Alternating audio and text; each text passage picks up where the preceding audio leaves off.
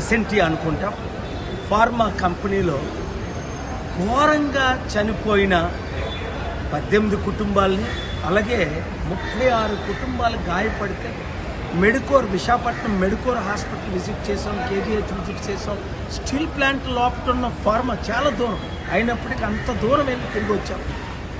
AD Pawan Kalyan నేను మీకు అన్నగా ఉంటానన్నాడే.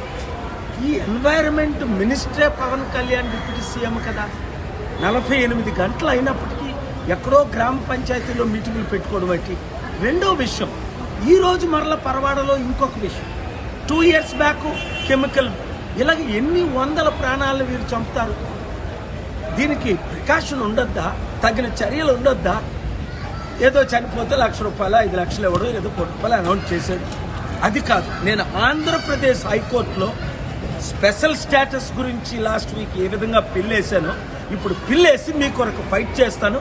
ఈ చనిపోయిన కుటుంబానికి మినిమం ₹10 కోట్ల, గాయపడిన వాళ్ళకి ₹5 కోట్ల. అంతేకాకుండా ఇలాంటి దుర్ఘటనలు, హార్ట్ బ్రేకింగ్ ఘటనలు, ఇలా బర్న్ అయిపోవడం ఏంటి మనుషులు? ఇలాంటి జరగకుండా చూసే బాధ్యత నాది. ప్రార్థించండి కుటుంబాల కొరకు. నేను అర్జెంట్ పని మీద మళ్ళీ తిరిగి హైదరాబాద్ వెళ్తున్నాను. Thank you very much. ఈ వీడియో అందరూ షేర్ చేయండి. మీడియా మిత్రులారా, ఈ కుటుంబం కొరకు మనం సపోర్ట్ చేద్దాం. ఇలాంటి ఘటనలు జరగకూడదు అంటే మీడియా సపోర్ట్ ఉండాలి. దీన్ని బ్రాడ్కాస్ట్ చేయాలి.